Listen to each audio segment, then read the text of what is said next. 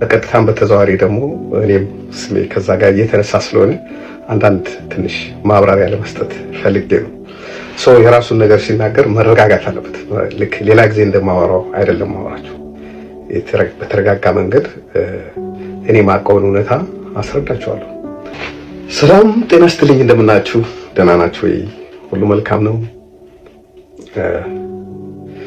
ዛሬ በሶሻል ሚዲያ ላይ በአትሌት ገለቴ ቡርቃና በባለቤቷ በነበረው ታደለ ገብረመድህን መካከል የተፈጠረውን ነገር የሚያሳዩ ብዙ አይነት ዘገባዎች አይቻለሁ። ሴፉ ፋንታውን ላይ አይቻለሁ፣ በኦሮምኛ ዜናዎች ላይ አይቻለሁ።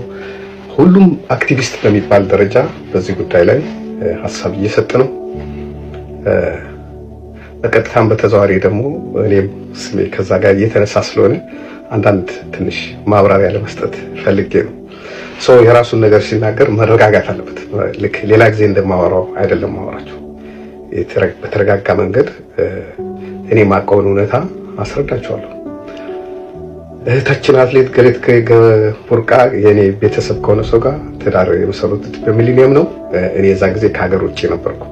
በጮኝነት ጊዜ አንድ ወይም ሁለት ባልበለጠ ጊዜ አይቻቸዋለሁ አንድ ላይ። ከዛ ውጪ ሲጋቡ ነው የሀገር ቤት አልነበርኩም እና እንደ ማንኛውም ሰው ተዋደው ተጋብቶ ላይፍ ጀመሩ፣ እየኖሩ ነበረ። በመሃል ደግሞ ያለመግባባቶች ተፈጠሩ። እንደ ሰው እኔም ራሴ አገር ቤት ሄጄ ከአንድም ሁለት ጊዜ ለማስታረቅ ሞክሬያለሁ። ጣሊያን በነበርኩ ጊዜ ጣሊያን ሀገር መጥተው ስለነበረ ሁለቱም በዛን ጊዜ ያሉትን ችግሮች በተናጠል በመናገር ከእህቴም ስላለች አብረን ለመፍታት ሞክረናል፣ ግን አልተሳካም። መጨረሻ ላይ የመለያየታቸው እውነት ሆነ። ባልና ሚስት በሆኑ ሰዎች መሃል የአንድ ወገን ሆኖ መናገር ይከብዳል። ምክንያቱም ላይፍ ከማንም የሚቀርቡትና በተስማሙ ጊዜ አብረው የሚኖሩት ባልና ሚስቶች ናቸው። አንዳንድ እውነታዎች ግን ሰዎች እንዲገነዘቧቸው ካስፈለገ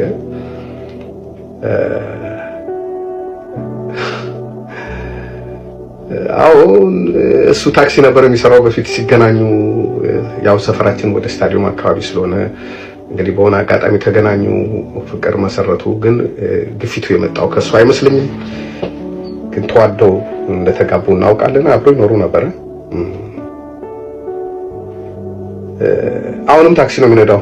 አሁን እንደሰማነው 10 ቤት ሸጠዋል፣ 10 መሬት ሸጠዋል፣ 5 መኪና 4 መኪና ሸጠዋል ሲባል ሰምተናል። ግን እኛ ወንድማችን እየደጎም ነው እንደሚኖር ነው የምናውቀው።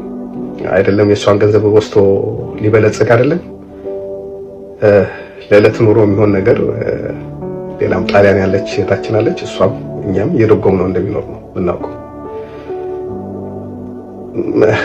ጀግና አትሌት ነች። ግን ሰው የአደባባይና የቤት ባህሪው አንድ አይደለም።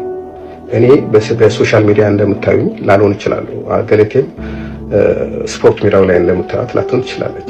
እና ዝም ብሎ መፍረድ ጥሩ አይደለም። ልጁ ከሚገባው በላይ ነው ዋጋ የከፈለው በዚህ ጉዳይ። ብዙ ጊዜ ታስሯል። ያልታሰረበት ፖሊስ ጣቢያ የለም። በእውነት ባልሆነ ክስ ሁሉም ክሶች ፍርድ ቤት ሲቀርቡ ውድቅ ሆነዋል። የሚመሰክራቸው ምስክር ተብሎ ቃል የሰጡ ሰዎች ዋሽተናል እያሉ ፋይላቸው እየተዘጋ የቀረቡበት ክሶች ሁሉ ጠቅላላ አንድ ሰው ሊሸከማቸው የሚችሉ አይደሉም። እንደውም ወንድማችን ባለማበዱ ነው፣ እኛ በጤና በመኖሩ ነው እግዚአብሔር የምናመሰግነው። እንደሚባለው አይደለም። ምናልባት አትሌቶች የሆኑ ሰዎች ይሄን ነገር በቅርብ ሊያውቁ ይችላሉ። ገለቴ አይደለም ቤትን የሚያክል ነገር ሰው ሊሸጥባት 10 ብር እሷ ፈቃዷ እሷ ያላለችው ነገር ቢደረግ ቤት ይቃጠላል። አይደለም ንብረቷ ሊወሰድባት እቃ ካስቀመጠችበት ወንበር ላይ አንስቶ ሌላ ቦታ ማስቀመጥም አደጋ ያመጣል። እናንተ ስታስቡት አንድ ባል ሚስት ያለው ባል ንብረት ሲሸጥ ሚስቱ ሳታውቅ ንብረት ቤትን የሚያክል ያውም 8-9 ቤት ይሸጣል። እኔ ሽምግልና ሄጄ ሁለቱን ባናገርኩበት ጊዜ ሁሉ ስለ ገንዘብ አንስታ አታውቅም። ንብረት ሸጦብኛል ብላኝ አታውቅም። ሌሎች ነገሮች ነበር የምታነሳው። ይሄ ሌሎች ጥቃቅን የባልና ሚስት ችግሮችን ነበር የምታነሳው እንጂ እንደዚህ አይነት ነገሮች አንስታብኝ አታውቅም።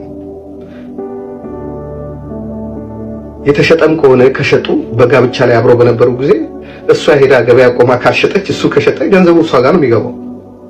እኛም እናውቀው የነበረው ይሄንን ነው። ወንድማችን እንደውም ሾርቴጅ እንደነበረበት ነው የምናውቀው አብሮን በነበረ ጊዜ። ምክንያቱም ከባድ ህይወት ነው ያሳለፈው። ጠዋት ከሷ ጋር ሌሊት ተነስቶ ወይ 3 ሰዓት ሊሆን ይችላል ወደ ሰዓት ትሬኒንግ አብሮ ነው የሚሄደው። የግድ ሴት ልጅ ብቻዋን አይደለም አብሯት ይሮጣል። ያን ጊዜ እሷ መኪና አትነዳም። መኪና የሚነዳው እሱ ነው። ይዟት ይሄዳል ትሬኒንግ ቦታ። ከትሬኒንግ ይመልሳታል። ረፍት ስታደርግ እዛ ይጠብቃታል። ከዛ በኋላ ደግሞ የምትሄድበት ይወስዳታል። ሙሉ ነገሩ እናቱን ለማግኘት እንኳን በቂ ጊዜ የለውም። ስለዚህ አብሮ ነው። እሱም ስፖርተኛ ነበረ። ከበፊት ጀምሮ ስፖርተኛ ነበር። አብሮ ነበር የሚሰሩት። በኋላ ግን እንግዲህ አልተስማሙም። እንደማንኛውም ባልና ሚስት ለህይወት አደጋ የሚፈጥር ሆኖ ተገኘ። እሱ የጤና ችግር ገጠመው። በዚህ ምክንያት እሷ እንዳለችው ጸበል እስከሚሄድ ድረስ ደረሰ። መጨረሻ ሁሉም ሰው ሞከረ። በእሷ በኩል ያሉ ሰዎችም በእኛ በኩል ያለው ሰው መቼም ትዳር ይለይ እንኳን ገለቴን የሚያክል ሰው ትልቅ ዝና ያለው ሰው ዝምድና ጠልቶ ሰው ልለይ የሚል ሰው የለም። ግን ከባድ ስለሆነ ተለያዩ። ከተለያዩ በኋላ ደግሞ በተለያየ ቦታ ታስሯል፣ ተተኩሶበታል።